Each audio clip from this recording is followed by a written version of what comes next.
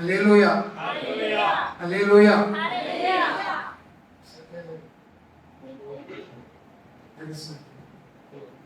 அல்லேலூயா, ஆமென்.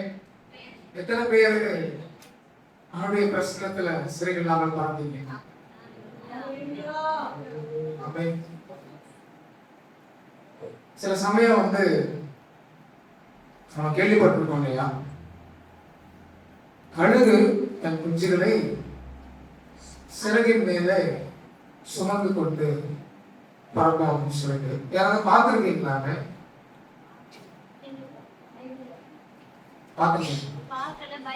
பைபிள்ல இருக்கு, யாராவது பார்த்திருப்போமா? எப்படி கழுகு தன்னுடைய குஞ்சுகளை சிறகு மேல சுமந்துட்டு எப்படிங்க பார்க்கும்? சாத்தியமா? கோழியா? என்ன சொன்னாங்க? கோழி.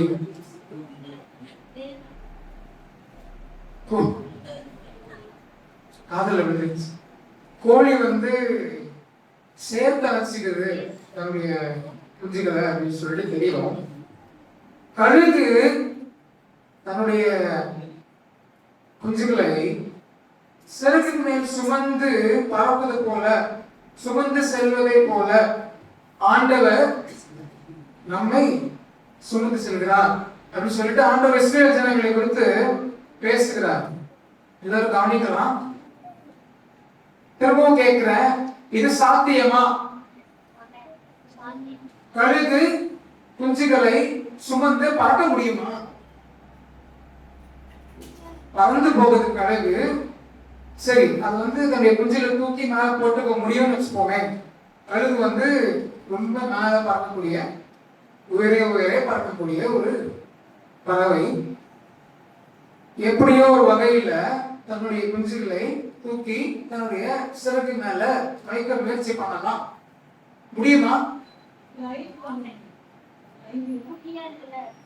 கிளைட் பண்ணும்.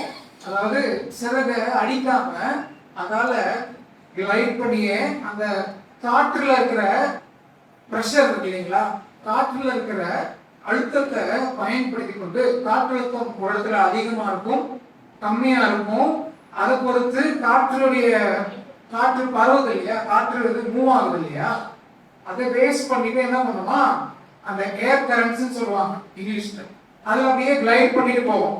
ஏன் இதெல்லாம் பேசுறேன் அப்படின்னு யோசிக்கலாம். நான் யோசிச்சு பார்த்தேன், எப்படிங்க கழுகு குஞ்சுகளை சுமந்து செல்ல முடியும்? எப்படியும் அந்த ஏர் கரண்ட் அதை பிடிக்கணும் அப்படின்னா, அதாவது அந்த ஃப்ளோ ஆகி போகிற அந்த காத்து இருக்கு இல்லையா, அந்த காற்று ஃப்ளோ ஆகி போகுது, அதை பிடிச்சு போகணும்னா அது செட்டைகளை அடித்துதான் மேலே எழுவணும். செட்டைகளை அடித்து மேலே எழுமின பிறகுதான் அந்த ஏர் கரண்ட, அந்த காத்து போகுது இல்லைங்களா, ஃப்ளோ ஆகுது இல்லையா, அதை பிடிக்க முடியும். அதை பிடிச்சிட்ட பிறகுதான் அது கிளைட் ஆகி போகும். கிளைட் ஆகி போகுதுன்னா செட்டைகளை அடிக்காம அது பாட்டுக்கு மிதந்து போகும்.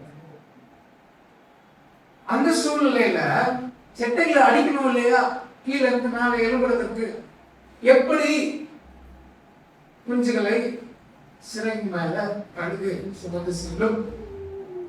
ஒரு ஐடியா கொடுங்க, எப்படி அது பண்ணணும் அப்படின்னு.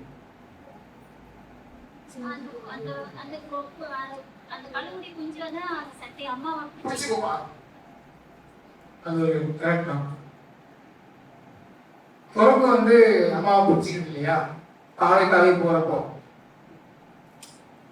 அது போல பிடிச்சுக்கோன்னு சொல்லிட்டு சொல்றாங்க. வேற ஏதாவது எல்லாரும் யோசிக்கலாம், யாரும் தூங்க வேண்டாம். இன்றைக்கு பேச போகிற வசனம் எல்லோருடைய இதயத்திலும் ஆண்டவர் பேசுவார் என்று விசுவாசிக்கிறேன். எல்லோருடைய வாழ்க்கையையும் ஆண்டவர் மாற்றுவார் என்று விசுவாசிக்கிறேன். எப்படி இது நடக்குது அப்படின்னு சொல்லிட்டு சிறைகளுக்கு நடுவுல வச்சுட்டு பார்த்து, எப்படி இருந்தாலும் அந்த குஞ்சுகள் எல்லாம் எக்ஸ்பீரியன்ஸ் இல்லாதவங்க. கழுகுடைய குஞ்சுகள் அதுங்களுக்கு ஒண்ணுமே தெரியாது. அதுக்கு அப்பதான் என்ன எந்த ஸ்டேஜ்ல சுமந்து செல்லுது அப்படின்னு நமக்கு தெரியல. ஒருவேளை இந்த கூட்டுல இருந்து இன்னொரு இடத்துக்கு அதுங்களை தூக்கிட்டு போகுதா? சிங்கம் என்ன பண்ணும், சிங்கக்குட்டிய கழுத்துல கழுத்துல பிடிச்சிட்டு போகும். இந்த பக்கத்துல இருந்து பார்த்தோம்னா சிங்கக்குட்டிய சாப்பிடுற மாதிரி தெரியும். அந்த பக்கத்துல இருந்து பார்த்தோம்னா கழுத்தை பிடிச்சிட்டு எடுத்துட்டு போகும். அதே போல கழுகு அந்த கழுகு குஞ்சுகளை எடுத்துட்டு போகுதா? அந்த கழுகு குஞ்சுடைய வயது என்ன சுமந்து செல்லும் போது? இப்படிப்பட்ட கேள்விகள் எல்லாம் எனக்குள்ள வந்துச்சு. இது உண்மைதானா? வசனத்துல சொல்லப்பட்டது உண்மைதானா? சயின்டிபிக்கா பிசிக்கலா நம்ம பார்த்தோம்னா சிலைகளை அடித்து மேலே எழுப்பணும். எழுப்பின பிறகுதான் அதால சுமந்து செல்ல முடியும் இல்லைங்களா? சரி, ரொம்ப ஷார்ட்டா நான் சொல்லிடுறேன், ரொம்ப வாழ்க்கை விரும்பவில்லை, வசனத்துக்குள்ள போகலாம். கழுகு என்ன பண்ணுமா? தன்னுடைய குஞ்சுகள் அந்த பறக்கக்கூடிய பருவத்தை அடைந்த பின்பு அதுங்களை கூட்டிலிருந்து தள்ளி விட்டுருணும், பறக்க சொல்லி கொடுக்கறதுக்கு. ஒரு சில குஞ்சுங்க அதுங்களுக்கு பறக்க ட்ரை பண்ணி பறக்க ஆரம்பிச்சிடும். ஆனா ஒரு சில குஞ்சுங்க என்ன பண்ணும், அதுங்களுக்கு பறக்க தெரியாது. அந்த சமயத்துல என்ன பண்ணுமா, கழுகு அடியில போகுமா, அவ்வளவு வேகத்துல அடியில போய் அந்த அந்த பறக்க தெரியாத குஞ்ச சப்போர்ட் பண்ணுமா. சப்போர்ட் பண்ணிட்டு திரும்ப திரும்ப டிராப் பண்ணும், திரும்ப சப்போர்ட் பண்ணும், திரும்ப டிராப் பண்ணும்.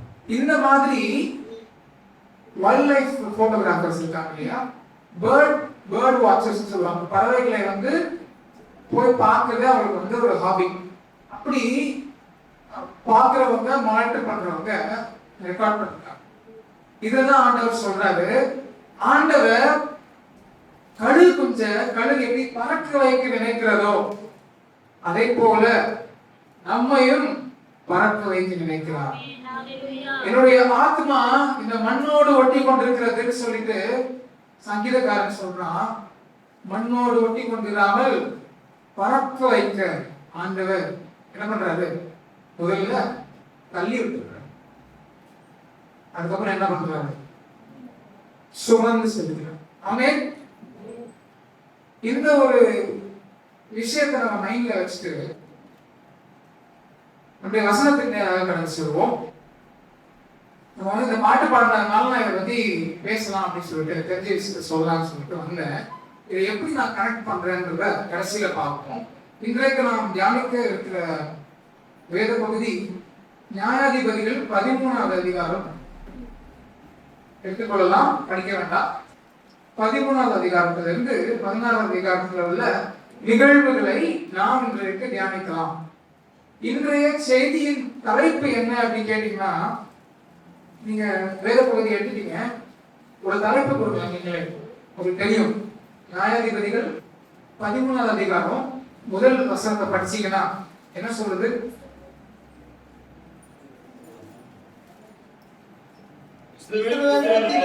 கர்த்தரின் பார்வைக்கு பொல்லாப்பானதை செய்தபடியால் கர்த்தர் அவர்களை 40 வருஷம் பெலிஸ்தர் கையில் ஒப்புக் கொடுத்தார்.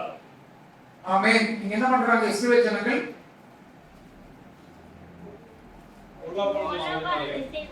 பொல்லாப்பானதை செய்தபடியால் கர்த்தர் 40 வருஷம் பெலிஸ்தர் கையில் ஒப்புக் கொடுத்தார். செகண்ட் வசனம் படிக்கலாம். அப்பொழுது தான் வம்சத்தனாகிய சேரா ஊரான ஒரு மனுஷர் இருந்தான். அவன் பேர் மனோவா. அவன் மனைவி பிள்ளை பெறாத மனைவியா இருந்தாள். ஆமென். இப்போ தான் வம்சத்தானாகிய சோரா அப்படின்ற ஊர்ல இருக்கிற மனோவா மட்டும் ஞாபகம் வச்சுக்கலாம். மனோவா அப்படின்ற ஒருத்தருக்கு பிள்ளை இல்லாமல் இருந்தது. ஓகேங்களா? இந்த பகுதியை நீங்க படிச்சிருப்பீங்க. சிம்சோனா குறித்து எழுதப்பட்ட நிகழ்வுகள். இந்த செய்தியின் தலைப்பு மாவீரன் மாவரைப்பவன் ஆனான். சொல்லிருந்தாங்க, மாவீரன் மாவரைப்பவன் ஆனான். ஆண்டவர் இஸ்ரவேல் ஜனங்களுக்கு பல முறை என்ன பண்ணாரு, இப்படி பண்ணுங்க, வணங்கா கழுத்துள்ளவர்களா இருக்காதீங்க, நான் சொல்றதை கேளுங்க அப்படின்னு படிச்சு சொன்னாரு. ஆனா இஸ்ரவேல் ஜனங்கள் என்ன பண்ணாங்க? அவங்க வணக்க கழுத்துவர்களா இருந்தாங்க.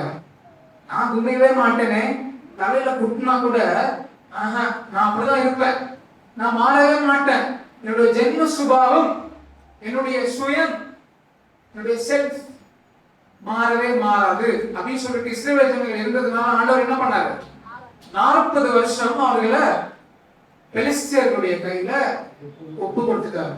எப்படி கழுகு அந்த குஞ்சுகள் பார்க்கணும் அப்படின்னு எதிர்பார்த்து தள்ளி விட்டுறதோ, அதே போல பெலிஸ்தியர்கள் கையில, எல்லாரும் கவனிக்கலாம், பெலிஸ்தியர்கள் யார் ஒப்பு கொடுத்தாரு? இஸ்ரவேல் ஜனங்களை ஒப்பு கொடுத்தார். அந்த சமயத்துல இஸ்ரவேல் ஜனங்களை நியாயம் விசாரிப்பதற்கு யாருமே கிடையாது. சரிங்களா? இஸ்ரவேல் ஜனங்களை வழி நடத்துவதற்கோ அவருடைய பிரச்சனைகளை விசாரிப்பதற்கோ நியாயம் செலுத்துவதற்கோ ஜட்ஜ் பண்றதுக்கு யாருமே கிடையாது. அந்த சூழ்நிலையில தான் ஆண்டவர் ஒரு மனிதனை உருவாக்குகிறார், ஏற்படுத்துகிறார். ஆமென். அந்த மனுஷன் தான் சிம்சோன். அந்த மனுஷன் பத்தி உங்களுக்கு தெரியும் இல்லையா? அவன் எப்படி பயங்கரமான பராக்கிரமசாலி, அவன் ஒரு மாவீரன். இந்த மாவீரனுடைய வாழ்க்கையை நாம் சற்று ஆராய்ந்து பார்த்தோம் என்றால் நம்முடைய வாழ்க்கையையும் அவனுடைய வாழ்க்கையோடு இணைத்து பார்க்கலாம். இந்த சிம்சோனுடைய வாழ்க்கையில ஒரு சில பேட்டர்ன்ஸ், ஒரு சில விஷயங்கள் திரும்ப திரும்ப திரும்ப திரும்ப நடைபெற்றுக் கொண்டே இருந்தன. ஆண்டவருக்கு விரோதமான காரியங்கள். கவனிக்கிறீங்களா? சிம்சோனுடைய வாழ்க்கையில கவனிங்க, சிம்சோனுடைய வாழ்க்கையில ஆண்டவர் ஆசீர்வதித்த, அபிஷேகித்த, பலப்படுத்தின, நியாயாதிபதியாய் நியமித்த இந்த சிம்சோனுடைய வாழ்க்கையில ஒரு பேட்டர்னை பார்க்க முடியும். ஒரு பேட்டர்ன். பேட்டர்ன் என்னன்னு சொல்லுவோம் தமிழ்ல? ஒரு ட்ரெஸ்ல வந்து கட்ட கட்டமா இருக்குன்னு சொல்லுவாங்க, ட்ரெஸ்ல பூ பூவா இருக்குன்னு சொல்லுவாங்க, அச்சு. ஒரே மாதிரியான விஷயங்கள் திரும்ப திரும்ப திரும்ப ரிப்பீட் ஆகிறது தான் பேட்டர்ன் சொல்லுவோம். அதே போல அவனுடைய வாழ்க்கையில என்ன தொடர்ச்சியா அதையே திரும்ப திரும்ப திரும்ப பண்றது. ஆண்டவருக்கு விரோதமான பாவத்தை பாவம் தெரிஞ்சு துணிகரமா திரும்ப திரும்ப திரும்ப திரும்ப பண்றது. இது ஆண்டவருக்கு பிடிக்காது, ஆனா எனக்கு பிடிக்கும் அப்படின்ட்டு திரும்ப திரும்ப திரும்ப பண்றது என்னதுங்க? ஒரு பேட்டர்ன். சட்டையில எப்படி கட்டம் ரிப்பீட் ஆகிட்டே இருக்கோ, ஒரு ட்ரெஸ்ல எப்படி பூ வந்து ரிப்பீட் ஆகிட்டே இருக்கும், ஒரு பேட்டர்ன். அது வந்து வாழ்க்கையில ரிப்பீட் ஆகிட்டே இருக்கு. பாவம் சிம்சோனுடைய வாழ்க்கையில ரிப்பீட் ஆகிட்டே இருந்தது. இப்போ நம்ம சிம்சோன் எப்படிப்பட்டவன், ஆண்டவர் சிம்சோனை எப்படிப்பட்டவனாக நியமித்திருந்தார், அவனுக்கு என்ன அபிஷேகத்தை கொடுத்திருந்தார், எப்படி அவருக்கு ஒரு விசேஷமான ஒரு ஆள் அப்படின்றத பார்க்கலாம். சிம்சோனுடைய வாழ்க்கையில ஒரு திட்டத்தை ஆண்டவர் வைத்திருந்தார். கரெக்டுங்களா? நியாயாதிபதியா ஏற்படுத்தியிருந்தார். ஒரு திட்டம் இருந்தது, ஒரு பர்பஸ் இருந்தது. இந்த செய்தியின் தலைப்பு ஒன்று சொன்ன, மாவீரன் மாவரைப்பவனானான். இன்னொரு முக்கியமா நம்ம யோசிக்க வேண்டியது, losing God's purpose in our life. நம்முடைய வாழ்க்கையிலே நமக்கென்று ஆண்டவர் நியமித்திருக்கிற பர்பஸ், நோக்கம், நம்முடைய வாழ்க்கையிலே நமக்கென்று ஆண்டவர் நியமித்திருக்கிற நோக்கத்தை நாம் இழந்து விடுவது. சிம்சோனுடைய வாழ்க்கையில இருந்து இதை பத்தி நாம் புரிஞ்சு கொள்ளலாம். ஓகேங்களா? இப்போ நம்ம படிக்க வேண்டிய பகுதி 11ஆம் அதிகாரம் 3 இருந்து நான் படிக்கிறேன். சிம்சோனுடைய வாழ்க்கையின் நோக்கம் தான் என்ன, ஆண்டவர் என்ன நோக்கத்தை கொடுத்திருந்தார் அப்படின்றத படிக்கிறேன். கர்த்தருடைய தூதனானவர் சிம்சோனுடைய தாய்க்கு தரிசனமாகி, எல்லாம் கவனிக்கிறீங்களா? யாரெல்லாம் கவனிக்கிறீங்க? ஆமென். எல்லாருமே கவனிக்கிறீங்க. யாரெல்லாம் கவனிக்கல? கவனிக்கல. சரி, எல்லாரும் கவனிக்கலாம். இதுக்கு மேலதான் கொஞ்சம் சுவாரஸ்யமா போகுது. சிம்சோனுடைய அம்மா கிட்ட வந்து ஒரு தூதனானவர் என்ன சொல்றாரு? அவளை நோக்கி, இதோ பிள்ளை பெறாத மலடியாய் இருக்கிற நீ கர்ப்பம் தரித்து ஒரு குமாரனை பெறுவாய். ஆதலால் நீ வந்து கர்ப்பம் தரித்து ஒரு குமாரனை பெறுவாய். ஆனா அவர் ஒரு விஷயம், ஒரு நிபந்தனையை வைக்கிறார். என்னது? ஆதலால் நீ திராட்சரசமும் மதுபானமும் குடியாதபடிக்கும் தீட்டானது ஒன்றும் புசியாதபடிக்கும் எச்சரிக்கையாயிரு. நீ கர்ப்பம் தரித்து ஒரு குமாரனை பெறுவாய். அவன் தலையின் மேல் சவரன் கத்தி படலாகாது. அப்படின்னா என்ன அர்த்தம்? ஷேவ் பண்ணக்கூடாதா? முடியே கட் பண்ணக்கூடாது அப்படின்னு சொல்றாங்க. அந்த பிள்ளை பிறந்தது முதல் தேவனுக்கென்று நசரேயனாய் இருப்பான். இந்த வார்த்தையை நல்ல மைண்ட்ல வச்சுக்கோங்க. அவன் என்னவா இருப்பான்? பிறந்தது முதல் தேவனுக்கென்று நசரேயனாய் இருப்பான். அவன் இஸ்ரவேலை பெலிஸ்தரின் கைக்கு நீங்களாக்கி ரட்சிக்க தொடங்குவான் என்றார். ஆமென். சிம்சோனுடைய வாழ்க்கையின் நோக்கம் என்ன? நம்ம என்ன புரிஞ்சுக்கிறோம்? அவன் ஒரு நசரேயனாய் இருப்பான். நசரேயன்னா என்ன? சின்ன வயசுல இருந்து பிறந்ததுல இருந்து நசரேயனாய் இருப்பான். நசரேயன்னா யாருன்னு அடுத்து பார்க்கலாம். இப்போதைக்கு மைண்ட்ல வச்சுக்கோ. அவன் யாருங்க? நசரேயனாய் இருப்பான். அவன் என்ன பண்ணுவானா? இஸ்ரவேலை பெலிஸ்தரின் கைக்கு நீங்களாக்கி காப்பாற்றுவான், காப்பாற்ற தொடங்குவான், ரட்சிக்க தொடங்குவான் என்றார். ஓகே, யாரு இந்த நசரேயன்? யாரெல்லாம் நசரேயனாய் இருக்க முடியும்? நசரேயன் என்கிறது ஒரு விரதமா? நசரேய விரதம் அப்படின்னு சொல்றாங்க. விரதம் சொல்றோம் இல்லைங்களா? சாப்பிடாம இருப்போம்ல.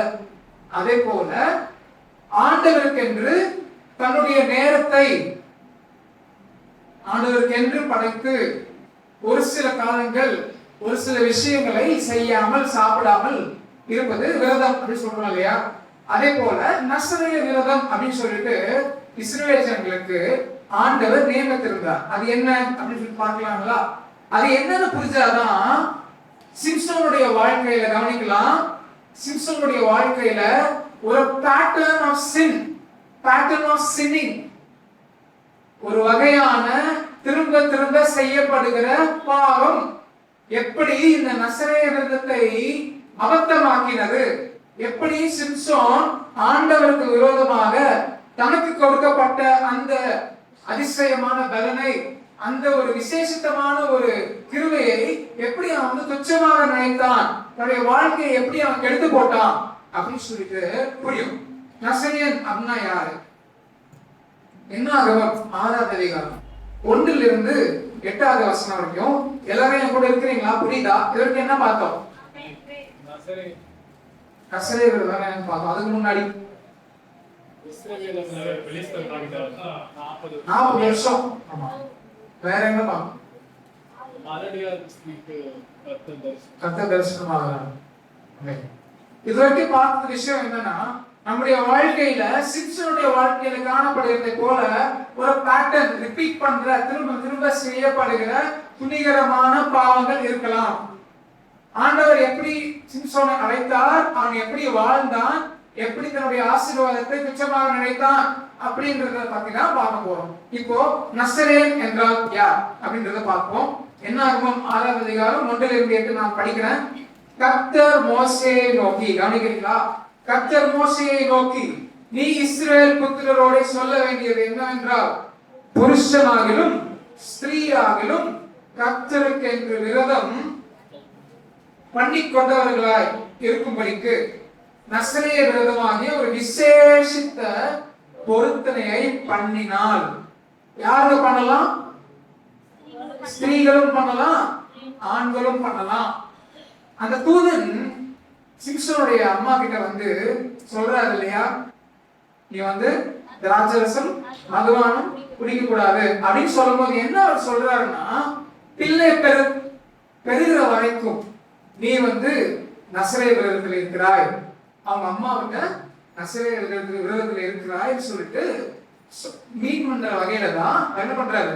திராட்சரசம் மதுபானம் போதை உருவாக்கக்கூடிய விஷயங்களை சாப்பிடக்கூடாது, குடிக்க கூடாதுன்னு சொல்லிடுறாரு. இப்போ தொடர்ந்து படிப்போம். ஒரு விசேஷித்த பொருத்தனையை பண்ணினால் அப்படிப்பட்டவன் என்ன சொல்லப்படுது? திராட்சை ரசத்தையும் மதுபானத்தையும் விலக்க கடவன். அவன் திராட்சை ரசத்தின் காடியையும் மற்ற மதுபானத்தின் காடியையும், காடினா போதை உருவாக்கக்கூடிய பொருட்கள், திராட்சை ரசத்தினால் செய்த எவ்விதமான பானத்தையும் குடியாமல் திராட்சை பழங்களையாவது திராட்சை வற்றலையாவது குசியாமலும் அந்த பக்கமே போக கூடாது அப்படி சொல்றாரு. நான் இப்ப என்ன பண்ணுவேன்? நான் கிரேப்ஸ் போட்டு டேஸ்ட் பண்ணிக்கிறேன் அப்படின்னு சொல்லிட்டு டேஸ்ட் பண்ணுவாங்க. ட்ரை கிரேப்ஸ் மட்டும் சாப்பிடுறேன் அப்படின்னு சொல்லுவாங்க. அடுத்து கிரேப்ஸ் நல்லா இருக்கு, கிரேப் ஜூஸ் குடிக்கிறேன் அப்படின்னு சொல்லுவாங்க. ஓ, கிரேப் ஜூஸும் நல்லா இருக்கு, சரி அடுத்து அப்படின்னு சொல்லிட்டு போயிடுவாங்க. அப்படின்னு ஆண்டவர் என்ன சொல்றாரு? ட்ரை கிரேப்ஸும் சாப்பிடாத, கிரேப்ஸும் சாப்பிடாத, கிரேப் ஜூஸும் குடிக்காத, ஆல்கஹால் சாராயமும் குடிக்காத அப்படி சொல்லிட்டு அந்த விரதம் எடுக்கிறவர்கிட்ட சொல்றாரு. 4வது வசனம், தான் நசரேயனாய் இருக்கும் நாளெல்லாம் திராட்சை செடி விதை முதல் தோல் வரை உள்ளவைகளினால் செய்யப்பட்ட யாதொன்றையும் புசியாமலும் இருக்க கடவன். 5வது வசனம், அவன் நசரேய விரதம் காக்கும் நாளெல்லாம் கவனிச்சீங்களா? சவரகன் கத்தி அவன் தலையின் மேல் படலாகாது. அவன் கத்திருக்கின்ற விரதம் காக்கும் காலம் நிறைவேறும் அளவும் பரிசுத்தமாயிருந்து, கவனிச்சுக்கோங்க, பரிசுத்தமாயிருந்து தன் தலைமயிரை வளரவிட கடவன். அவன் கத்திருக்கின்ற விரதம் காக்கும் நாளெல்லாம் யாதொரு பிரேத தண்டையிலும் போகக்கூடாது. அவன் தன் தேவனுக்கென்று செய்த நசரேய விரதம் அவன் தலைமேல் இருக்கிறபடியால், கவனிச்சுக்கோங்க, எங்க இருக்கான்? அவன் தலைமேல் இருக்கிறபடியால் மரணம் அடைந்த தன் தகப்பனாகவும் தாயாகிலும் அடக்கம் பண்ண போகக்கூடாது அப்படின்னு சொல்லிட்டு வசனம் சொல்லுது. அப்போ இது எல்லாத்தையுமே சமரைஸ் பண்ணோம்னா, நசரேயன் எனப்படுபவன் என்னெல்லாம் பண்ணக்கூடாது? படிச்சோம், சொல்லுங்க. திராட்சை ரசம், திராட்சை பழம், ட்ரை கிரேப்ஸ், விதை எதையுமே போதை உருவாக்கக்கூடிய பொருட்கள் எதையுமே சாப்பிடக்கூடாது. 2வது, ஆமா, சிசர் தலையில படக்கூடாது. அப்படின்னா என்ன? முடி வெட்டக்கூடாது. 2வது. 3வது, டெட் பாடி பக்கம் போகக்கூடாது, தொடக்கூடாது. 4வது, அதெல்லாம் போகலாம், டெட் பாடி கிட்ட போகக்கூடாது. இல்ல, தாய் தகப்பன் இறந்து போனாங்கன்னா கூட அவங்க அந்த பிரேதத்திட்ட போக கூடாதுன்னு வசனம் சொல்லு. அந்த அளவுக்கு ரொம்ப பரிசுத்தமா தன்னை காத்துக்கணும். 4வது, பரிசுத்தமாக தன்னை காத்துக் கொள்ளணும். இந்த நசரேய விரதம் தன் தலைமேல் இருக்கிறது அப்படின்னு சொல்லிட்டு 4 விஷயங்கள். முதல் என்னது? போதை உருவாக்கக்கூடிய பொருட்களை சாப்பிடக்கூடாது. 2வது, முடி வெட்டக்கூடாது. 3வது, பிரேதத்திட்ட போகக்கூடாது. 4வது, ஓவராலா தன்னை பரிசுத்தமாக காத்துக்கொள்ள வேண்டும். இந்த 4 விஷயத்தையும் பழைய ஏற்பாட்டு காலத்துல, இப்ப கிடையாது, யார் முடி வெட்டானா அப்படின்னா கிடையாது, இந்த 4 விஷயத்தையும் நசரேய விரதமாக ஆண்டவர் என்ன பண்ணாராம்? ஏற்படுத்தினார். இதை ஃபாலோ பண்றவங்க இந்த 4 விஷயத்தையும் ரொம்ப கேர்ஃபுல்லா ஃபாலோ பண்ணணும். எது வரைக்கும்? நசரேய விரதம் அவங்க முடிக்கணும்னு சொல்லிட்டு, நான் 2 வாரம் இருக்கிறேங்க, 2 வாரம் ஃபாஸ்டிங் இருக்கிறேன் சொல்றோம்ல, அதே போல 2 வாரம் நான் நசரேய விரதம் இருக்கிறேன் அப்படின்னு சொல்றவங்க என்ன பண்ணலாம்? இந்த 4 விஷயத்தையுமே கடைபிடிக்க வேண்டும் என்று வசனம் சொல்லுகிறது. சிம்சோன் என்ன பண்ணானா? ஒவ்வொரு விஷயமா பார்ப்போமா? அப்போ நசரேய விரதம் என்பது ஒரு பிரித்து வைக்கப்பட்ட ஒரு அனுபவம். கரெக்டுங்களா? விரதம் என்பது பிரித்து வைக்கப்பட்ட அனுபவம். யாருமே எதுவுமே போதை பொருட்களை சாப்பிடக்கூடாது, குடிக்கக்கூடாது, அதெல்லாம் பார்க்கலாம். சாம்சன், சிம்சோன் கன்ஃபியூஸ் ஆகுது. சிம்சோன் எப்படிப்பட்ட நசரேய விரதம் உடையவனாக இருந்தான் அப்படின்றத பார்க்கலாம். ஆரம்பத்தில் என்ன பார்த்தோம்? அவன் அம்மா கிட்ட இதெல்லாம் பண்ணாதீங்கன்னு சொல்லிட்டு தேவதூதன் சொல்றாரு, அவனோட தலையில சவரகன் கத்தி படக்கூடாதுன்னு சொல்றாரு. ஆனா எந்த காலம் வரைக்கும் சிம்சோன் நசரேய விரதம் உடையவனாக இருக்கிறான் அப்படின்னு சொல்லிட்டு வசனம் என்ன சொல்றதுன்னு பார்ப்போம். அதே நியாயாதிபதிகள் 13வது அதிகாரம் 6வது வசனம். அப்பொழுது அந்த ஸ்திரீ, சிம்சோனுடைய அம்மா என்ன பண்றாங்க? சிம்சனுடைய அப்பா கிட்ட போயிட்டு, சிம்சன் பிறக்கிறதுக்கு முன்னாடி தன்னுடைய கணவரிடம் சென்று சொல்றாங்க. அந்த ஸ்திரீ எடுத்துக்கலாம், 13வது அதிகாரம் 4வது வசனத்தில் படிக்கலாம். அப்பொழுது அந்த ஸ்திரீ தன் புருஷனிடத்தில் வந்து, தேவனுடைய மனுஷன் ஒருவர் என்னிடத்தில் வந்தார், அவருடைய சாயல் தேவனுடைய தூதரின் சாயலை போல மகா பயங்கரமாக இருந்தது. எங்கே இருந்து வந்தீர்கள் என்று நான் அவரிடத்தில் கேட்கவில்லை. அவர் தம்முடைய நாமத்தை எனக்கு சொல்லவும் இல்லை. அவர் என்னை நோக்கி, கவனிக்கலாம், இதோ நீ கர்ப்பம் தரித்து ஒரு குமாரனை பெறுவாய், ஆதலால் நீ திராட்சரசமும் மதுபானமும் குடியாமலும் தீட்டானது ஒன்றும் புசியாமலும் இரு. இப்ப நல்ல கவனிங்க, அந்த பிள்ளை பிறந்தது முதல் தன் மரண நாள் மட்டும் தேவனுக்கு என்று நசரேயனாயிருப்பான் என்று சொன்னார் என்றால், அப்போ சிம்சோனுக்கு கிடைத்த blessing ஒண்ணு. ஆனா சிம்சோன் ஆண்டாங்க எப்படி திறக்கிறார்? அப்பா, நீ பிறந்ததுல இருந்து நீ சாகிற வரைக்கும் நீ நசரேயன் தான், நோ கிரேப் ஜூஸ் அலோட் அப்படின்னு சொல்லிட்டு ஆண்டவர் அவனை விசேஷித்தவனாக ஆண்டவர் தேர்ந்தெடுத்தார். ஆமென். எப்படிப்பட்டவங்க சிம்சோன்? தன் வாழ்நாள் முழுவதும் தேர்ந்தெடுக்கப்பட்ட, பிரித்தெடுக்கப்பட்ட நசரேயனாக ஆண்டவர் அவனை தேர்ந்தெடுத்திருந்தார். இதுதான் பேக்ரவுண்ட். இது வரைக்கும் புரிஞ்சுதுங்களா? புரிஞ்சதுன்னு சொல்றவங்க அல்லேலூயா, ஆமென். என்ன பார்த்தோம்? நசரேயன் ஆக சிம்சோனை தேர்ந்தெடுக்கிறார். அம்மா கிட்ட என்ன ஆண்டவர் சொல்றாரு, அவன் எப்படிப்பட்ட நசரேயன் அப்படின்னு சொல்லிட்டு இவ்வளவு தூரம் நம்ம வந்துட்டோம். இதுக்கப்புறம் இந்த சிம்சோன் தன்னுடைய வாழ்க்கையை எவ்வாறாக வாழ்கிறான், அந்த பேட்டர்ன் ஆஃப் சின்னிங், திரும்ப திரும்ப செய்கிற அந்த பாவத்தின் வாழ்க்கை எப்படி அவன் வாழ்க்கையில காணப்பட்டுச்சு, நமக்கு அவன் எப்படி ஒரு எக்ஸாம்பிளா இருக்கிறான், எடுத்துக்காட்டா இருக்கிறான் அப்படின்றத நாம பார்க்கலாம். அதுக்கு முன்பாக ஒரே விஷயம் மட்டும் நான் சொல்ல விரும்புறேன். வாழ்நாள் முழுவதும் கவனிக்கிறீங்களா? வாழ்நாள் முழுவதும் நசரேயனாக சிம்சோனை ஆண்டவர் தேர்ந்தெடுத்தார். நம்மை எவ்வாறாக தேர்ந்தெடுத்திருக்கிறார் யோசிச்சு பார்க்கலாமா? நம்மள சொல்றோம் இல்லையா, விசேஷ ஜனங்கள் நாங்கள், ஆண்டவர் எங்களையும் தேர்ந்தெடுத்திருக்கிறார் அப்படி சொல்றோம்ல. வசனம் என்ன சொல்றதுன்னு பார்ப்போமா? 1 பேதுரு நான் கனெக்ட் பண்ண விரும்புறேன்.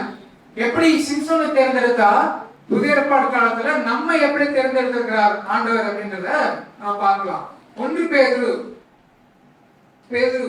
எழுதின 2வது அதிகாரம் வசனங்கள் 9, 10 நான் படிக்கிறேன். 1 பேதுரு 2 வசனங்கள் 9, 10.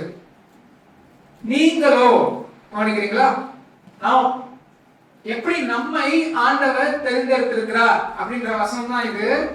நீங்களோ உங்களை அந்தகாரத்தினின்று தம்முடைய ஆச்சரியமான ஒளியிடத்திற்கு வரவழைத்தவருடைய புண்ணியங்களை அறிவிக்கும்படி தெரிந்து கொள்ளப்பட்ட சந்ததியாயும் ராசரீகமான ஆசாரிய கூட்டமாயும் பரிசுத்த ஜாதியாயும் அவருக்கு சொந்தமான ஜனமாயும் இருக்கிறீர்கள். ஆமென். நம்மலாம் எப்படி இருக்கோமா?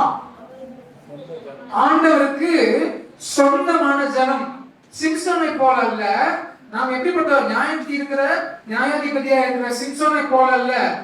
ஆச்சரியமான ஒளியிடத்திலே நம்மை கொண்டு வந்து அவருடைய புண்ணியங்களை, ஆண்டவர் செய்த நன்மைகளை அறிவிக்கும்படி தெரிந்து கொள்ளப்பட்ட சந்ததி. ஆமென். ராஜரீகமான ஆசாரிய கூட்டம். ராஜாக்கள் தனியா இருந்தாங்க, ஆசாரியர்கள் தனியா இருந்தாங்க பழைய ஏற்பாட்டு காலத்துல. நாம எப்படி ராஜாக்கள் நம்ம தான், ஆசாரியர்கள் நம்ம தான். பரிசுத்த ஜாதி, அவருக்கு சொந்தமான ஜனமாய் இருக்கிறீர்கள். அடுத்தது, முன்னே நீங்கள் தேவனுடைய ஜனங்களாய் இருக்கவில்லை, இப்பொழுதோ அவருடைய ஜனங்களாய் இருக்கிறீர்கள். முன்னே நீங்கள் இரக்கம் பெறாதவர்களாய் இருந்தீர்கள், இப்பொழுதோ இரக்கம் பெற்றவர்களா இருக்கிறீர்கள். இந்த வசனத்தை மைண்ட்ல வச்சுக்கலாம். ஆண்டவர் சிம்சோனை தேர்ந்தெடுத்தா யாருக்கெல்லாம் போர் அடிக்குது?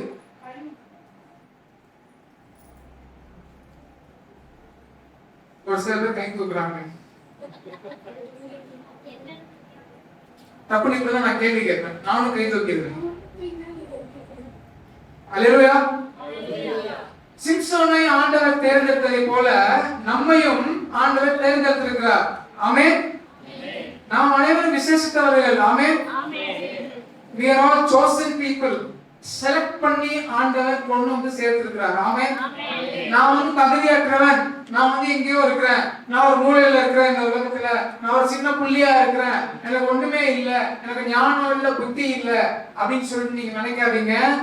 அந்த சராசரங்களை உண்டாக்கின ஆண்டவர் உங்களை ஒரு முத்து குளிப்பவன் கடலுக்கு அடியே சென்று விசேஷமான முத்து இருக்குல்ல, முத்து அதை எடுத்துட்டு மேல வந்து சந்தோஷப்படுவதை போல ஒவ்வொருத்தரையும் விசேஷித்தவர்களாக ஆண்டவர் தேர்ந்தெடுத்து இந்த நாளிலே இங்க கூட்டி சேர்த்திருக்கிறார். ஆமென்.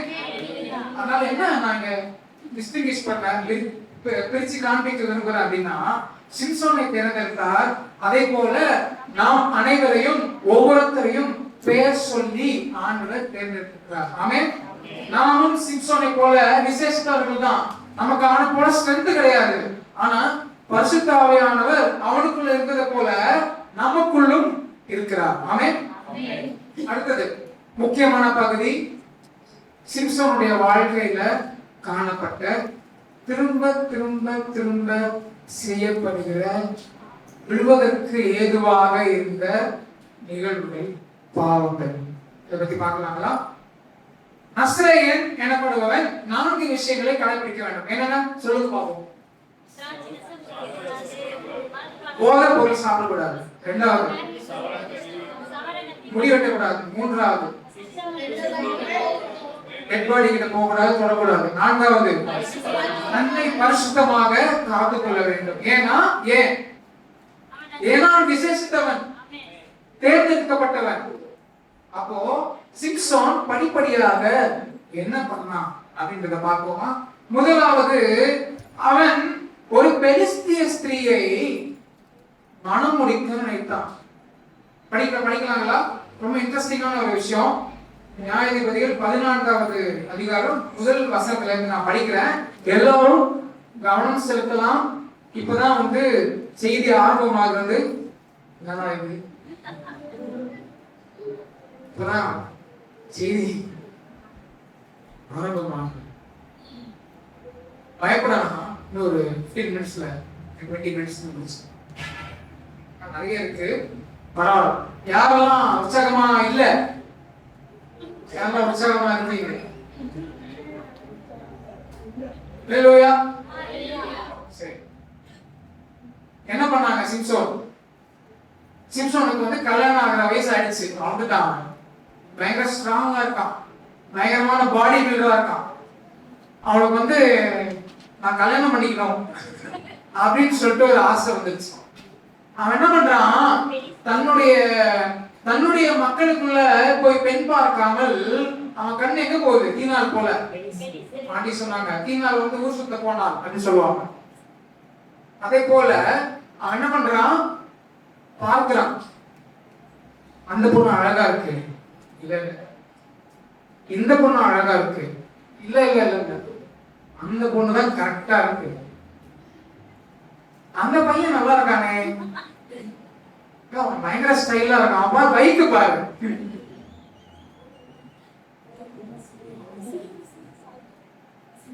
அவன் வந்து என்ன பைக் வச்சிருக்கான்? யமஹா வச்சிருக்கான். இப்படி ஓட்டிட்டு போயிட்டு இருக்கான் பைக்கு, செம ஸ்டைலா இருக்கான் அப்படின்னு.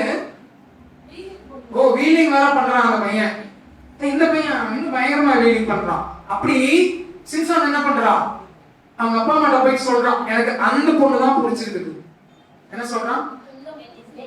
அவங்க அப்பா அம்மா சொல்றாங்க, ஏப்பா நம்முடைய உறவின் முறையா இருக்குல்ல, மாமா பொண்ணு இருக்கு அதை கட்டிக்கோ, அத்தை பொண்ணு இருக்கு அதை கட்டிக்கோ, ஏன் இப்படி பண்ற?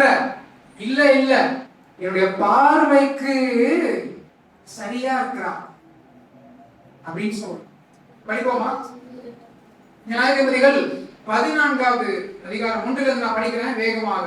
சிம்சோன் திம்னாத்துக்கு போய், திம்னாத் வந்து பெலிஸ்தியர்கள் வாழ்கிற இடம். அவன் அங்க போறான், கரெக்டுங்களா? தேவையில்லாத இடத்துக்கு போறாங்க. முதல் விஷயம், தேவை இல்லாத அவசியம் இல்லாத இடங்களுக்கு நாம் செல்கிறோமா யோசித்து பார்ப்போம். திம்னாத்துக்கு போய், திம்னாத்திலே பெலிஸ்தியரின் குமாரத்திகளில் ஒரு பெண்ணை கண்டு திரும்ப வந்து பாருங்க, அது கொஞ்சம் அவனை பாராட்டலாம். அவன் போய் உடனே அந்த பொண்ணை எடுத்துட்டு வந்தாங்க. திரும்ப வந்து தன்னுடைய தாயையும் தகப்பனையும் நோக்கி, திம்னாத்திலே பெலிஸ்தீனின் குமாரத்திகளில் ஒரு பெண்ணை கண்டேன், கவனிங்க, அவளை எனக்கு கொல்ல வேண்டும் என்றான். கொல்ல வேண்டும்னா சாவடிக்க வேண்டும் இல்ல, அவளை எனக்கு மனம் முடிக்க வேண்டும் அப்படின்னு சொல்றான். அப்பொழுது அவன் தாயும் தகப்பனும் அவனை நோக்கி, நீ போய் விருத்த சேதனம் இல்லாத பெலிஸ்தீனிடத்தில் ஒரு பெண்ணை கொல்ல வேண்டியது என்ன? உன் சகோதரரின் குமாரத்திகளிலும் எங்கள் ஜனம் அனைத்திலும், இந்த இஸ்ரவேல் ஜனங்கள் அனைத்திலும் பெண் இல்லையா என்றார்கள். சிம்சோன் தன் தகப்பனை நோக்கி, நல்லா கவனிங்க, அவங்க அப்பாட்ட என்ன சொல்றான்? அவள் என் கண்ணுக்கு பிரியமானவள், அவளையே எனக்கு கொல்ல வேண்டும். என்ன சொல்றாங்க? அவள் என் கண்ணுக்கு பிரியமானவள். ஆரம்பத்துல ஆதாம் ஏவாள் விழுந்ததும் கண்ணுக்கு பிரியமாய், சாப்பிடுறதுக்கு நல்லா இருக்கும் போல இருக்கு, பார்வைக்கு இன்பமா இருக்கு, ஆஹா என்ன அழகு, ஆஹா. வாலிப பிள்ளைகளுக்கு, யங்ஸ்டர்ஸ்க்கு மெயினா கேள்விகள், உங்களுடைய கண்கள் எங்கே இருக்குது? உங்களுடைய கண்கள் எங்க இருக்கு? உங்களுடைய பாதம் எங்க இருக்கு? உங்களுடைய கால்கள் எங்கே செல்கிறது? எங்க போறீங்க? எந்த இடத்துக்கு போறீங்க? பாதம் என்று நாம் சொல்லும் போது லிட்டரலா நம்ம நடந்து போறது கிடையாது. உங்க போன்ல எங்க போறீங்க? உங்க போனை நீங்க எப்படி யூஸ் பண்றீங்க? ஒவ்வொருத்தருக்கும் தெரியும், ஒவ்வொருத்தரும் ஆராய்ந்து பார்க்க வேண்டிய விஷயம். ஆண்டவர் பார்த்து கொண்டே இருக்கிறார். நாம் அனைவரும் விசேஷித்த ஜனங்கள், தேர்ந்தெடுக்கப்பட்டவர்கள், அவருடைய பார்வையில அருமையானவர்கள். நமக்கென்று ஒரு திட்டத்தை நம்முடைய வாழ்க்கையிலே ஆண்டவர் உருவாக்கி கொடுத்து, இப்படி நீ இருக்க வேண்டும் அப்படின்னு சொல்லிட்டு ஆண்டவர் சொல்றாரு. ஆனா நம்முடைய கண் எங்க போகுது? கண்களுக்கு பிரியமாய் இருக்கிற இடத்திற்கு நம்முடைய கண்களும் கால்களும் விரல்களும் செல்கின்றன. ஆமென். நாம் கேட்கிற கேள்வி, நம்முடைய கண்கள் எங்கே இருக்கின்றன? சிம்சோன் சொன்னா, என்னுடைய கண்களுக்கு சரியானவள் அப்படின்னு சொல்லி. அப்போ வசனம் என்ன சொல்லுகிறது? அவங்க அப்பா அம்மா சொன்னாங்க, வேணாம்பா நீ பண்ணாத, நம்முடைய ஜனங்களிலேயே பொண்ணு பார்த்து கொடுக்குறோம், இல்ல இல்ல அப்படின்னு சொன்னா வசனம் என்ன சொல்லுது அது குறித்து சொல்லிட்டு பார்ப்போம். ஆண்டவர் என்ன கட்டளை கொடுத்திருந்தாருன்னு பார்ப்போம். உபாகமம் 7வது அதிகாரம் 1 நான் படிக்கிறேன், நீங்க எடுக்க வேண்டாம், கவனிக்கலாம்.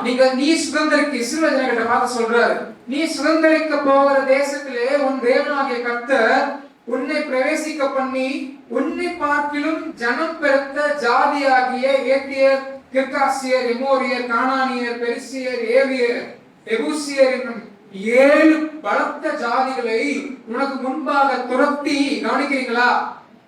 இப்படிப்பட்ட புறஜாதிகளை உனக்கு முன்பாக துரத்தி அவர்களோட சம்பந்தம் கலவாயாக. 3வது வசனம், உன் குமாரத்திகளை அவர்கள் குமாரருக்கு கொடாமலும் அவர்கள் குமாரத்திகளை உன் குமாரருக்கு கொல்லாமலும் இருப்பாயாக. ஆண்டவர் என்ன பண்றாரு? ரொம்ப தெளிவா சொல்றாரு. ஆண்டவரை அறியாத மக்களிடத்திலே உனக்கு உறவு இருக்கக்கூடாது. ஆண்டவரை அறியாத சிநேகம், அன்பு, காதல் எல்லாமே என்னங்க விளக்கப்படுகிறது, இருக்கக்கூடாது அப்படின்னு சொல்லிட்டு ஆண்டவர் தெளிவா சொல்றாரு. என்ன சொல்றாரு? உன் பொண்ண அவனுக்கு கொடுக்காத, அவன் பொண்ண உன் பையனுக்கு கொடுக்காத அப்படின்னு சொல்லிட்டு ஆண்டவர் தெளிவா சொல்றாரு. ஏன் சொல்றாருங்க? ஏன் அப்படி சொல்றாரு? ஏன் ஆண்டவர் காதலை எல்லாம் பிரிச்சு வைக்கிறாரு?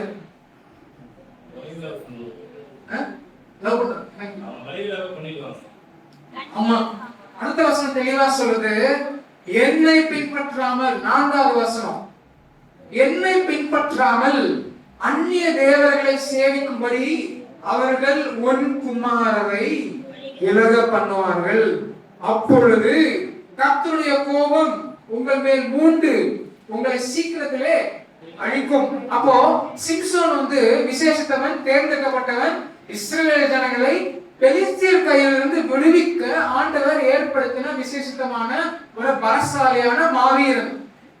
அவன் என்ன பண்றாங்க?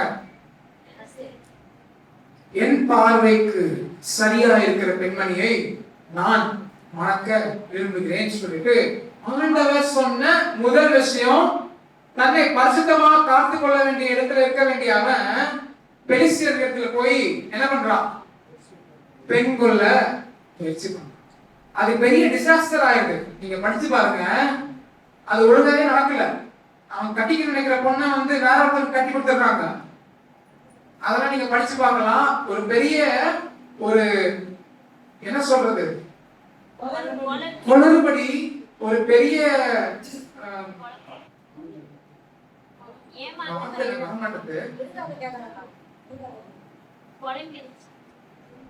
சரி குளறுபடினே வச்சுக்கோங்க. துரோகம். ஆமா, அவனுக்கு ஒரு துரோகம் நடந்துருச்சு. அவன் போயிட்டு பார்த்து பேசி அவன் கல்யாணம் பண்ணணும்னு நினைச்ச அந்த பொண்ணை அவன் ஃப்ரெண்டுக்கு கல்யாணம் பண்ணி வச்சுட்டாங்க. ஏன்னா கோவமா போயிட்டான். நீங்க படிச்சு பாருங்க, பைபிள் ஆகுறதுனால. அதனால என்ன சொல்ல வரேன்னா, கண்கள் எங்கே இருக்கிறது, உங்கள் கால்கள் எங்கே இருக்கிறது, உங்கள் விரல்கள் எங்கே இருக்கிறது, உங்கள் தொலைபேசிகளை நீங்கள் எவ்வாறு பயன்படுத்துகிறீர்கள் அப்படின்னு சொல்லிட்டு நம்மை நாமே யோசித்து பார்ப்போம். அடுத்தது ஃபர்ஸ்ட் விஷயம் என்னங்க பண்ணா? பரிசுத்தத்தை காத்துக்கொள்ள பெலிஸ்தியர் பெண்ண மேல கண்ணு வச்சுட்டான். ஓகேங்களா? ஃபர்ஸ்ட் விஷயம், அவனுடைய வாழ்க்கையில் நடக்கிற முதல் பாவம் ஆண்டவருக்கு கீழ்ப்படியாமல் வேற ஒரு பொண்ணு மேல கண்ணு வைக்கிறது. ஓகேங்களா? பல பொண்ணு மேல கண்ணு வச்சு வச்சு வச்சு கடைசியில் இந்த பொண்ணு எனக்கு கரெக்டா இருக்கு அப்படின்னு சொல்லிட்டு டிசைட் பண்ணினான். அதனால திரும்ப சொல்றேன், உங்கள் கண் நேராய் நோக்க கடவுது, உங்கள் கண்ணிமை செவ்வையாய் பார்க்க கடவுது அப்படின்னு வசனம் சொல்லுது. ஆமென். கண் சரீரம் முழுவதற்கும் இலக்கான தீபமா இருக்கிறது. கண்டு போச்சுன்னா சரீரமே போதும். அதனால வாலிபர்கள் ஒரு கண்ணை பாதுகாத்துக் கொள்ளணும். வாலிபர்கள் மட்டுமல்ல, இந்த போராட்டம் எல்லோருக்கும் உண்டு. ஆமென். யார் இல்லைன்னு சொல்றீங்க? கண்ணின் போராட்டம் யார் இல்லைன்னு சொல்றீங்க? எல்லோருக்கும் இந்த போராட்டம் உண்டு. நம்முடைய கண்களை யோபுவை போல உடன்படிக்கை, நான் ஆண்டோட உடன்படிக்கை, கண்ணோட உடன்படிக்கை பண்ணிருக்கிறேன், எப்படி நான் இந்த பொண்ணை பார்க்க முடியும் அப்படின்னு சொல்லிட்டு யோபு சொல்றாரு. மேல இருக்கிற நிலாவை பார்த்து இந்த நிலவு ரொம்ப அழகா இருக்கு அப்படின்னு சொல்றது கூட அவர் முன் வரவில்லை யோபு. ஆண்டவருக்கு என்று தன்னுடைய வாழ்க்கையையும் தன்னுடைய இருதயத்தையும் கொடுத்து. இப்போ திரும்ப இன்னொரு விஷயம் பார்க்கலாம். சிம்சோன் தன்னுடைய கண்ணை ஒரு பக்கம் விட்டது மட்டும் இல்லாம தன்னுடைய இருதயத்தையும் என்ன பண்றான்? இருதயத்தையுமே பங்கு போட்டு அந்த பொண்ணுட கொடுத்துட்டான். கவனிக்கிறீங்களா? கண்ணு சம்பந்தப்பட்ட இடத்துல இருதயமும் சம்பந்தப்பட்டிருக்கிறது. உங்களுக்கு இருதயத்தை பாதுகாத்துக் கொள்ள வேண்டும். நம்முடைய இருதயத்தை, கண்களை பாதுகாத்துக் கொள்ள வேண்டும். இருதயமே என்ன பண்ணுதுங்க? மகப்பேறுவதும் திருக்குள்ளதுமா இருக்கிறது. அதனால ஜாக்கிரதையாக கண்களை பாதுகாத்துக்கணும். செகண்ட், வேற என்னங்க பண்ண? அவன் வேகமாக 5 நிமிடத்திலே முடிச்சிடலாம். அவன் இந்த பொண்ணு பார்க்க போற சமயத்துல ஒரு விஷயத்த பண்றான், அசிங்கமா ஒரு விஷயம் பண்றான். சிங்கம் அவன் பொண்ணு பார்க்க போறான் ஜாலியா, நான் கல்யாணம் பண்ண போறேன் அப்படின்னு போறான். அப்படி போயிட்டு இருக்கிறப்போ அவங்க அம்மா அப்பா வேற எங்கேயோ போயிட்டு இருக்காங்க, இவன் வேற எங்கேயோ போறான், வேற வழியில போறா போல இருக்கு. ஏன்னா சிங்கம் அவங்க அப்பா அம்மாவுக்கு தெரியாது. சிங்கம் வருகிறது, தன்னை பாதுகாத்துக் கொள்ளும்படி அவன் என்ன பண்றான்? ஆவியானவர், ஆணுடைய ஆவி அவன் மேல பலமா இறங்கினதுனால் அந்த சிங்கத்தை ஒரு ஆட்டுக்குட்டியை கிழித்து போடுவதை போல என்ன பண்றானா, கிழிச்சு சாவடிச்சிடறான். சாவடிச்சு போட்டுட்டு போயிடுறான். அவ்வளோ பலசாலியான. அப்படி சாவடிச்சுட்டு போயிட்டு அந்த பொண்ணெல்லாம் பார்த்துட்டு அந்த கலவரம் நடக்குது. அதெல்லாம் நீங்க படிச்சு பாருங்க என்ன நடக்குது அப்படின்னு சொல்லிட்டு. கடைசியில அவன் என்ன பண்றான், கோபமா வந்துடுறான். கல்யாணம் பண்ணல, கோபமா வந்துடுறான். வந்துட்டு திருப்பி என்ன பண்றான், அந்த பொண்ணை கல்யாணம் பண்ணிக்கணும் அப்படின்னு சொல்லிட்டு ஒரு ஆட்டுக்குட்டிய அடிச்சு சமைக்கலாம்னு சொல்லிட்டு ஆட்டுக்குட்டியை தூக்கிட்டு போறான். படிக்கலாங்களா?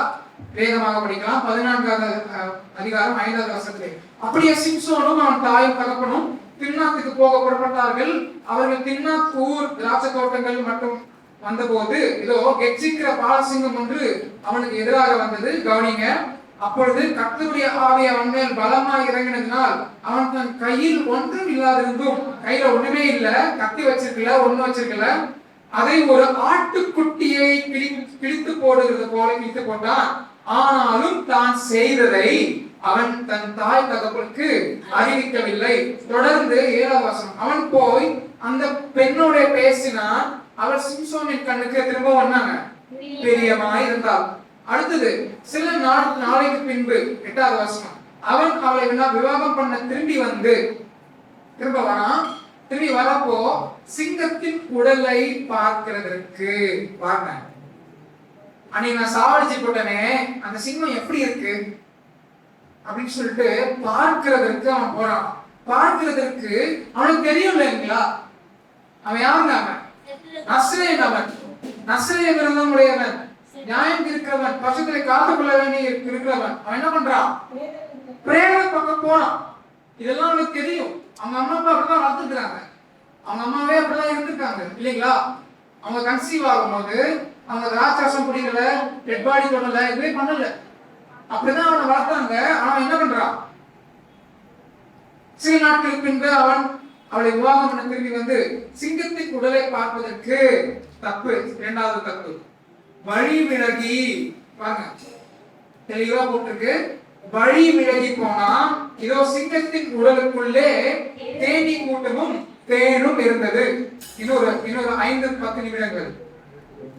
அவன் அதை கையில் எடுத்து, கவனிக்கிறீங்களா, அவன் அதை கையில் எடுத்து சாப்பிட்டு கொண்டே எங்க இருக்கிறாங்க, தேனை செத்து போன சிங்கத்துடைய டெட் பாடிக்குள்ள தேன் என்ன பண்ணிருக்கு, கூடு கட்டி இருக்கு. அதை போய் பார்த்துட்டு அதுல இருந்து தேன் எடுத்து சாப்பிட்டுக்கிட்டே வரான். ஆண்டவர் சொன்ன 2வது விஷயம் என்ன பண்ணான், பிரேக் பண்ண. நஸ்ரேயனா இருக்கிற அபிஷேகம் பண்ணப்பட்ட அவன் பிரேதத்தை தொடக்கூடாதுன்னு சொல்லப்பட்டிருக்கு. ஆனா அடிச்சு போட்டதை அவனை போய் எடுத்து சாப்பிடவும் செய்யறான். சாப்பிட்டு கொண்டே நடந்து தன் தாய் தகப்பனிடத்தில் அவர்களுக்கு கொடுத்தான். அவர்களும் சாப்பிட்டார்கள். ஆனாலும் தான் அந்த தேனை எங்கேருந்து எடுத்த அப்படின்னு சொல்லிட்டு அவன்கிட்ட சொல்லல. ஓகேங்களா? இப்போ ஆண்டவர், நல்ல கவனிக்க வேண்டிய விஷயம், ஆண்டவர் தான் அவனை பலப்படுத்தினார். எதற்கு? சிங்கத்தை அழிப்பதற்கு. நம்முடைய வாழ்க்கையிலும் இந்த காலகட்டத்திலே பாவமாகிய சிங்கத்தை, பிசாசாகிய சிங்கத்தை வெல்வதற்கு பரிசுத்த ஆவியானவர் நம்மை பலப்படுத்துகிறார். ஆமென். பலப்படுத்தி ஒரு காலகட்டத்துல அந்த பாவத்தை, அந்த பலவீனத்தை ஜெயித்த நாம் திரும்ப என்ன பண்ணக்கூடாது, நாம் வீழ்த்தின, நாம் சாகடித்த நம்முடைய பாவம் இருக்கிற இடத்திற்கு திரும்ப போகக்கூடாது. பிரேதமாய் காணப்படுகிற வீழ்த்தப்பட்ட சிங்கம் இருக்கிற பாவமாகிய சிங்கம் இருக்கிற இடத்துக்கு நாம் திரும்ப போகக்கூடாது. அது அசிங்கம். ஆமென். சிம்சன் என்ன பண்ணா? ஆண்டவர் தான் பலப்படுத்தினார். வசனம் தெளிவா சொல்லுது. அவன் என்ன பண்ணான்? தன்னை பாதுகாத்து கொண்டான். சிங்கத்தை கிழித்து போட்டான். நாமும் நம்முடைய வாழ்க்கையில பரிசுத்த ஆவியானவருடைய உதவியினால் பாவத்தை வெல்ல முடியும்.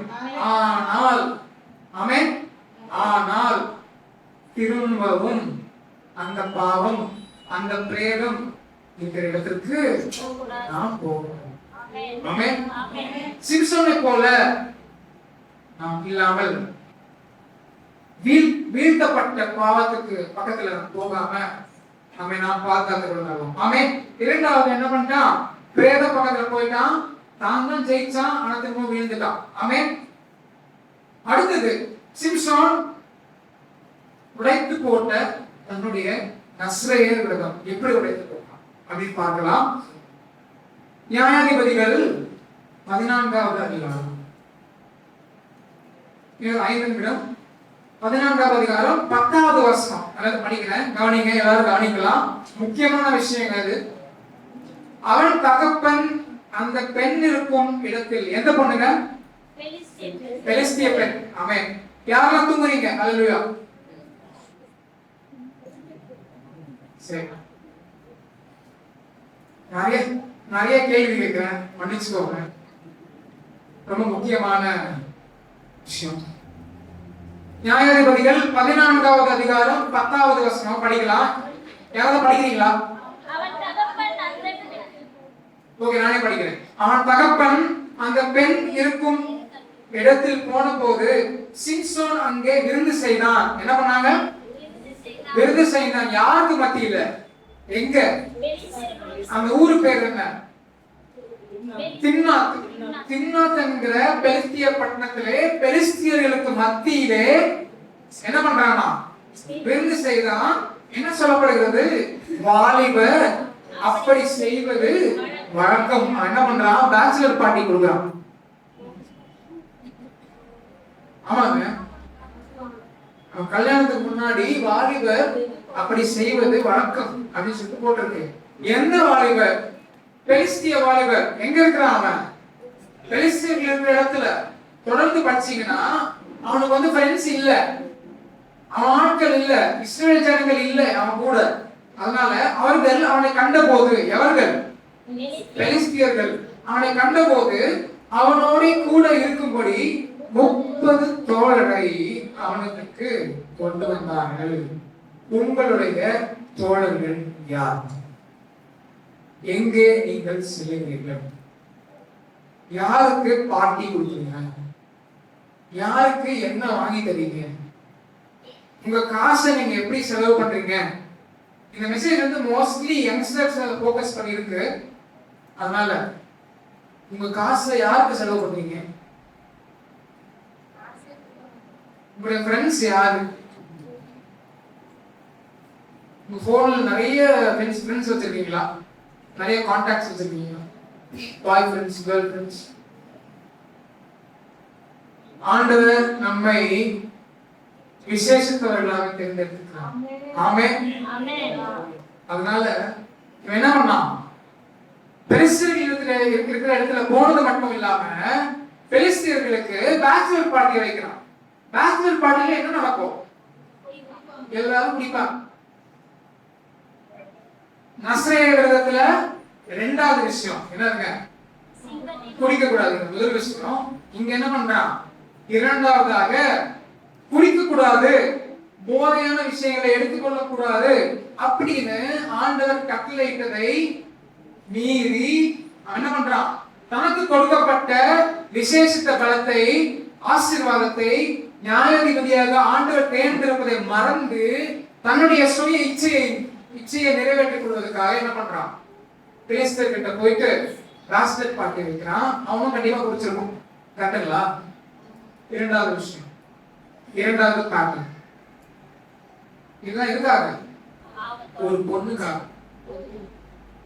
ஆமென். நம்முடைய இருதயம் எங்கே இருக்கிறது வாலிபர்கள்? நம்முடைய சிந்தனை எங்கே இருக்கிறது?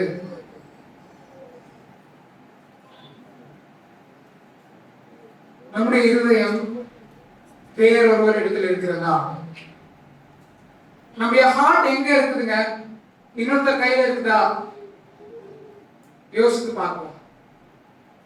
அடுத்தது நான்காவதாக சிம்சோனுடைய வீழ்ச்சி, சிம்சோனுடைய அழிவு, சிம்சோனுடைய அபிஷேகம் பறிக்கப்படுகிற சூழ்நிலை.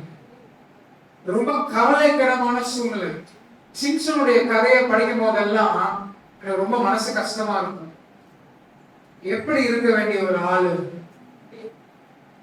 அவனை போல ஒருத்தனுமே இல்லைங்க இஸ்ரவேல். அவனை போல பலசாலியான ஆள் யாருமே கிடையாது. பெலிஸ்தியர்கள் இருக்கிற ஊர்ல அவனை வந்து கட்டி போட்டு அடிக்கணும்னு சொல்லிட்டு முயற்சி பண்ணிடுறாங்க. நடுவில் நிறைய விஷயம் பண்றான். ஆண்டவரே அவனை வந்து தூண்டுறாரு, அவன் பண்றான். அவன் என்ன பண்றான்னா, அந்த சிட்டியுடைய கேட் இருக்கு இல்லைங்களா, அந்த சிட்டியுடைய காம்பவுண்டு, அவங்க இருக்கிற அந்த திம்னாத்துடைய நினைக்கிறேன், அந்த பெலிஸ்தியர்களுடைய அந்த டவுன்ல உள்ள மதில் சுவர்ல இருக்கிற 2 பில்லர்ஸ், பெரிய பெரிய பில்லர்ஸ், அது என்ன பண்றானா, உடைச்சி கதவோட சேர்த்து தூக்கிட்டு போறான். எங்க தூக்கிட்டு போறான்? ஒரு மலைக்கு மேல தூக்கிட்டு போறான்.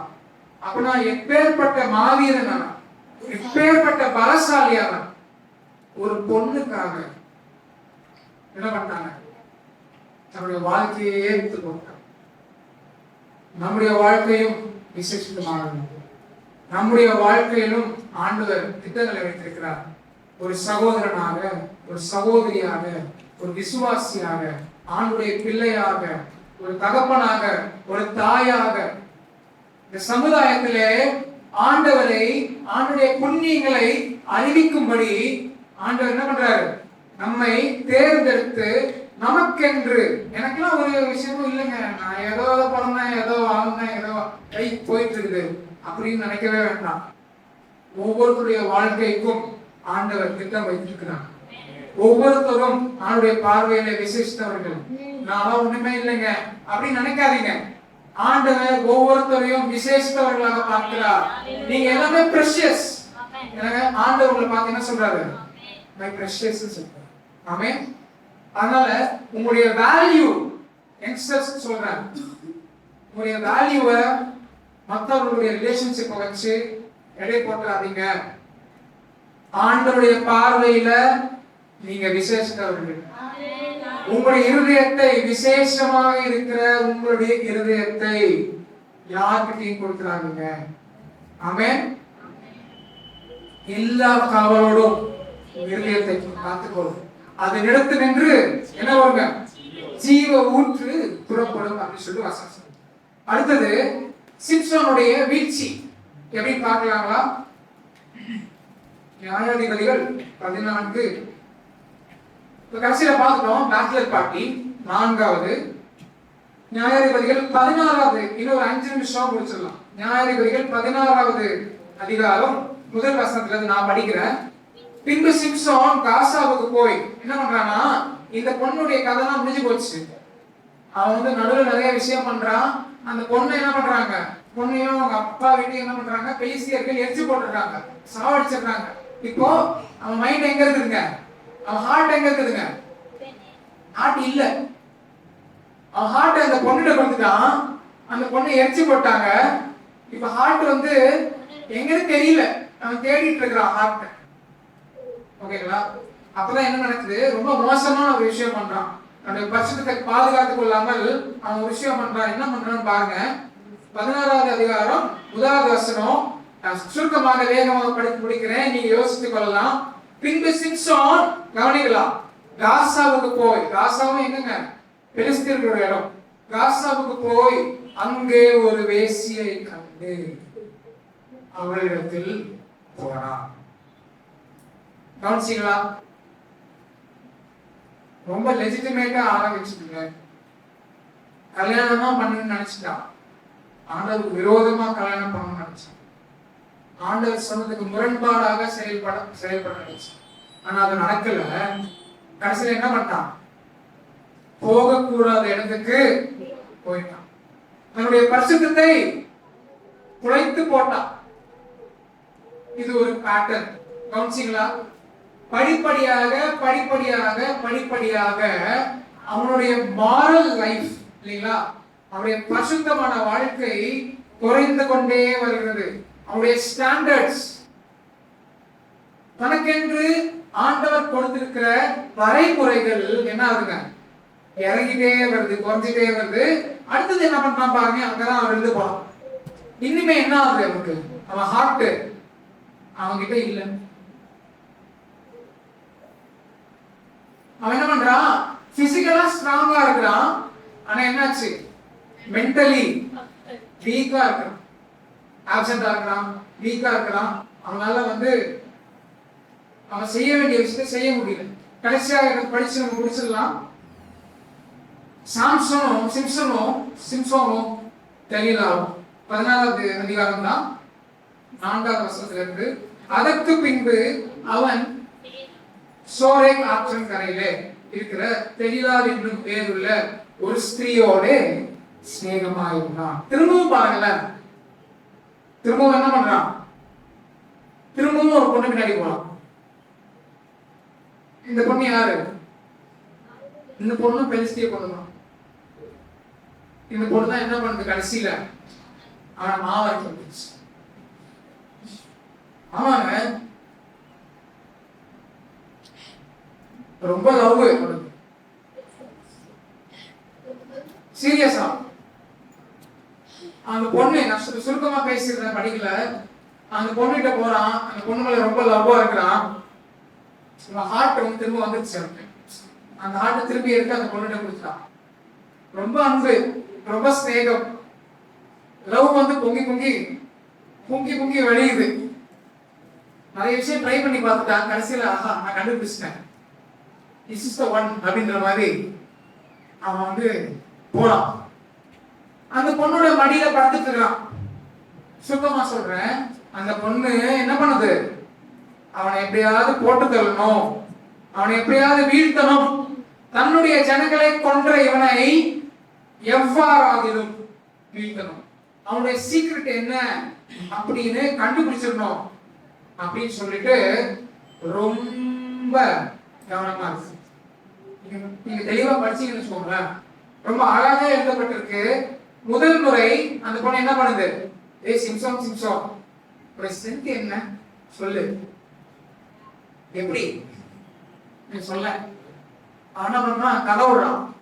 நீ இந்த கை எடுத்து எனக்கு கட்டினா நான் வீக் ஆகிடுவேன், மற்றவங்களை போல் ஆயிடுவேன். உடனே அந்த பொண்ணு என்ன பண்ணுது, டெஸ்ட் பண்ணுது. பெருசியர்கள்லாம் வந்துட்டாங்க, சிம்சோன் அப்படின்னு சொல்லுது, கமாத்திக்கோ அப்படின்னு.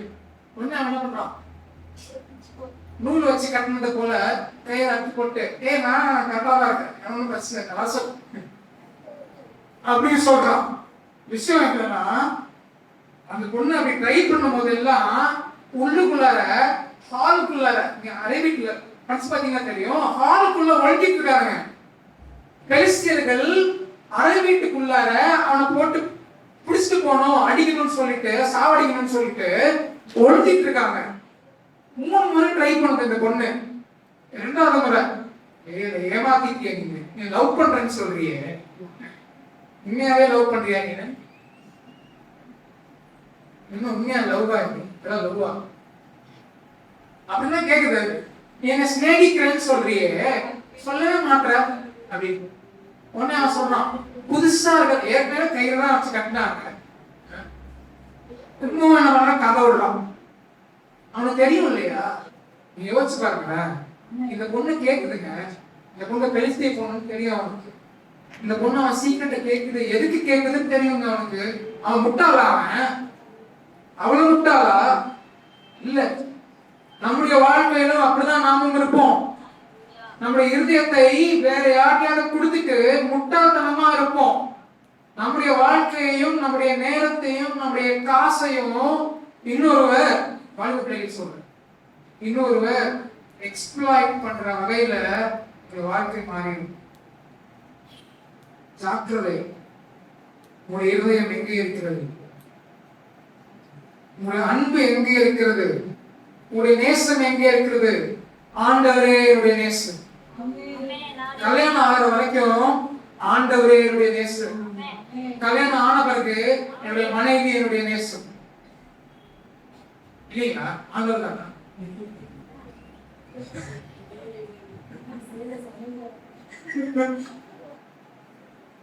சரி, அடுத்தது ஆண்டவர். சரி, அடுத்தது question. அப்போ உங்களுடைய இருதயம் எங்கே இருக்கிறது? திரும்பவும் அந்த கேள்வி. ரொம்ப ரொம்ப ஜாக்கிரதை. ரொம்ப உங்களுடைய அபிஷேகம் உங்களை விட்டு எடுபடுவதற்கு காரணம் உங்கள் இருதயம் ஆண்டவரிடத்திலே கொடுத்து பாதுகாக்கப்படவில்லை என்றால் இது நடக்கும். ஆமென். உங்களுடைய அபிஷேகம் விலையேறப்பட்டது. ஆண்டவர் உங்களை சூஸ் பண்ணியிருக்கிறாரு, உங்களை செலக்ட் பண்ணியிருக்கிறாருங்க. உங்க வாழ்க்கையில பெரிய திட்டம் ஆண்டவர் வைத்திருக்கிறார். அதனால அந்த திட்டம் எல்லாம் கேன்சல் பண்றதுக்கு உலகமும் பிசாசும் மாமிசமும் செயல்படும். உங்க இருதயத்தை நீங்க இழந்து போவதற்கு முயற்சி பண்ணும். நீங்க அப்படிதாங்க, உங்க இருதயத்தை இழந்து போனா அவன் வெளிலால் மடியில படுத்துட்டு திருப்பி அந்த பொண்ணு கேக்குது, உங்களுடைய சீக்ரெட் என்ன அப்படின்னு. அவன் என்ன சொல்றான்? சாரிங்க, அங்க இருந்து எடுத்துக்கிறேன். திரும்பவும் அந்த பொட்டை என்ன சொல்றான்? புது கயிறு எடுத்துட்டு கட்டு. புது கயிறு எடுத்துட்டு கட்டின பிறகு என்ன ஆகுங்க? உள்ள கூப்பிட்டு ஆளுங்க வெயிட் பண்ணிட்டு இருக்காங்க, ஒளிஞ்சிட்டு இருக்காங்க ஆளுங்க. சிம்சோனே, பெலிஸ்தர்கள் எல்லாம் வந்துட்டாங்க அப்படி திரும்பவும் சொல்லுது அந்த பொண்ணு. அவன் என்ன பண்றான்? திரும்பவும் பிச்சு போட்டுறான். அந்த பொண்ணு வெக்ஸ் ஆயிடுது. ஏய், நீ என்ன லவ் பண்றேன்னு சொல்றல, இத்தனை முறை நான் கேக்குறேனே, என்ன கிண்டல் பண்றியா? லவ் பண்றதானே என்ன நீ? அப்படின்னா உண்மையா சொல்லு அப்படின்னு சொல்லிட்டு வசனம் ரொம்ப தெளிவா சொல்லுது. அதுக்காக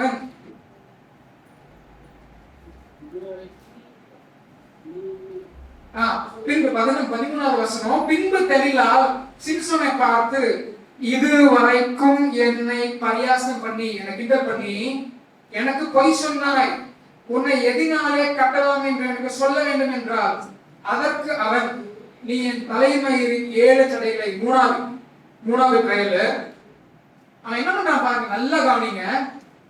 கயிறுல கட்டு, புது கயிறுல கட்டு. படிப்படியாக எங்க சீக்ரெட் இருக்குதோ, எங்க அவனுடைய பலன் இருக்கிறதோ, சிம்சோனுக்கு பலன் அவன் தலைமயிர், நம்முடைய பலன் நம்முடைய இருதயம். நம்முடைய இருதயத்திலே ஆண்டவர் இருக்கிறது. ஆமென். உங்க இருதயத்தை வேற எங்கேயாவது கொடுத்துட்டீங்கன்னா பிரச்சனை. படிப்படியாக சிம்சோன் வீழ்வதை பார்க்கலாம். ஃபர்ஸ்ட் கயிறுன்றான், அக்னிநாள் கயிறுன்றான். செகண்ட் புது கயிறு வச்சு கட்டுன்றான்.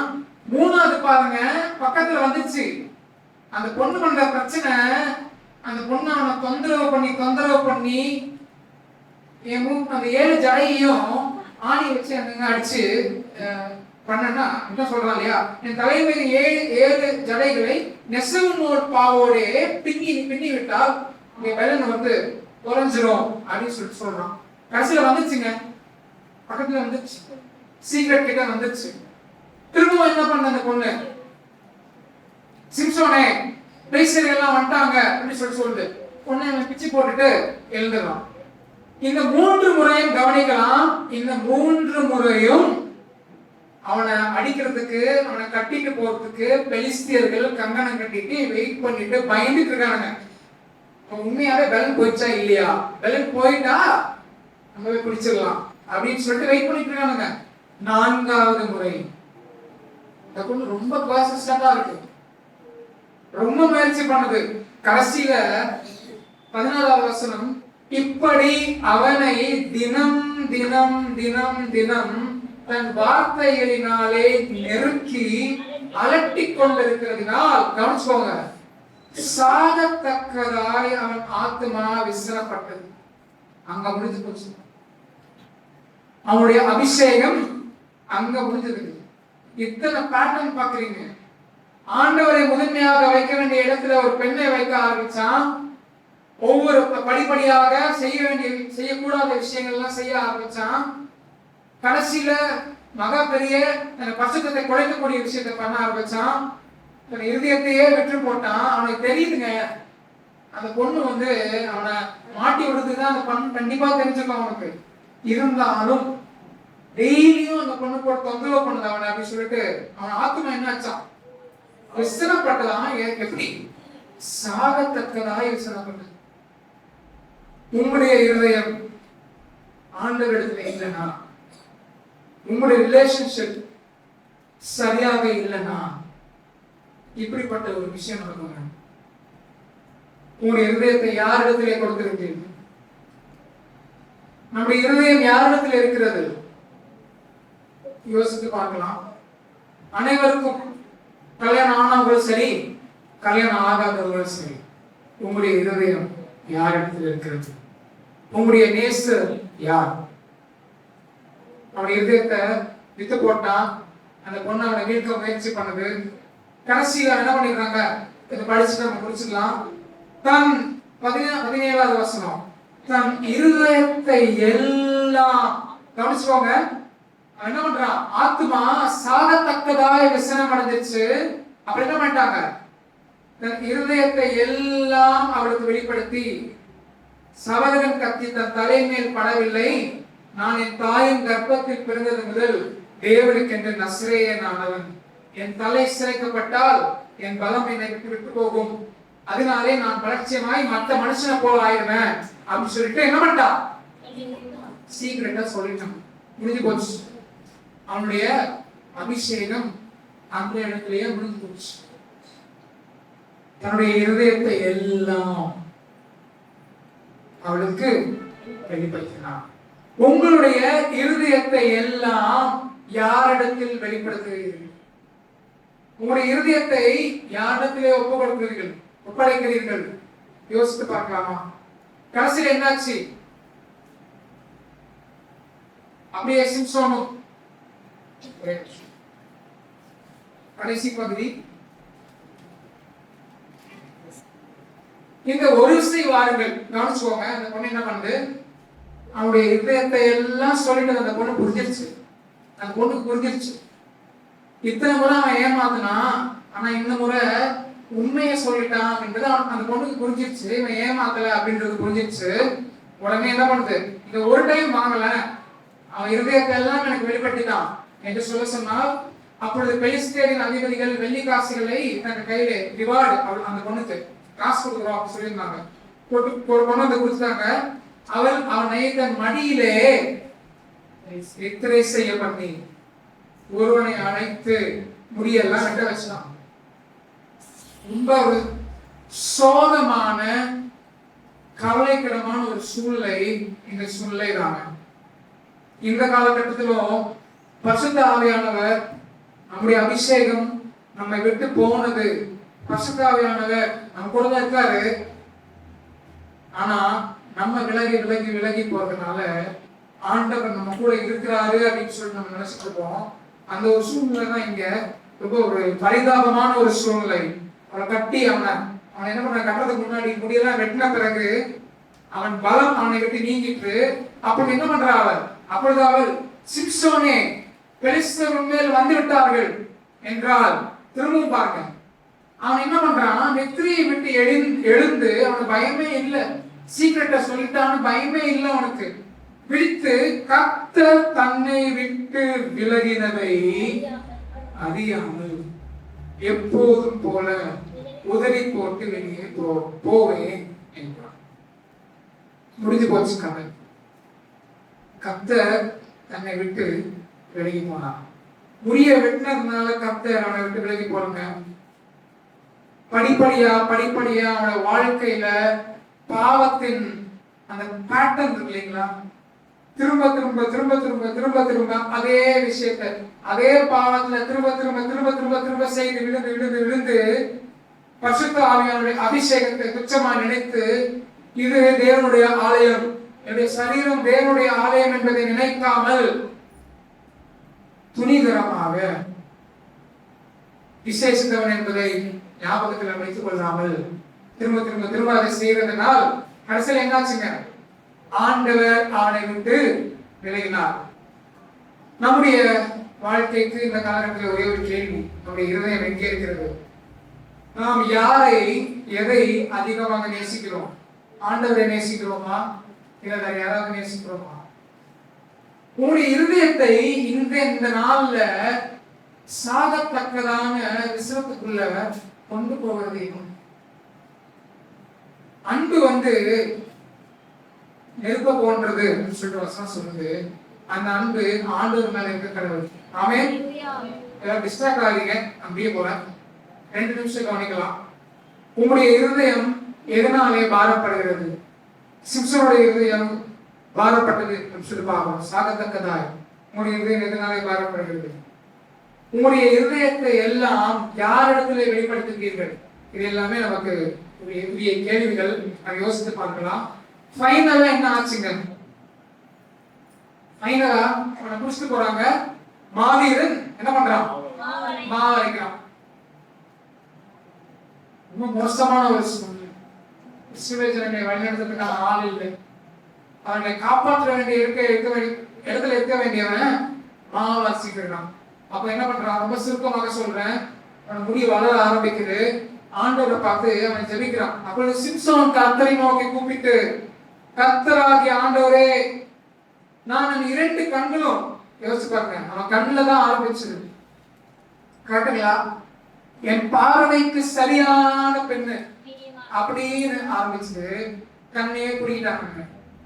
கண் இல்லாம என் 2 கண்களுக்கு ஒரே தீர்வாய் பெலிஸ்தர் கையிலே பழிவாங்கும்படி 16வது அதிகாரம் 28 வசனம் வாங்கும்படி இந்த ஒரு விசை மாத்திரம் எனக்கு நினைத்தருளும். என்ன நினைத்தருளும் தேவனே, பலப்படுத்தும் என்று சொல்லி என்ன பண்றான்?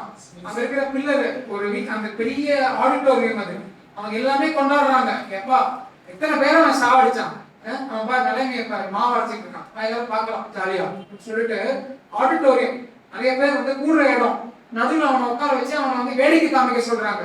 அந்த இடத்துல என்ன பண்றான்?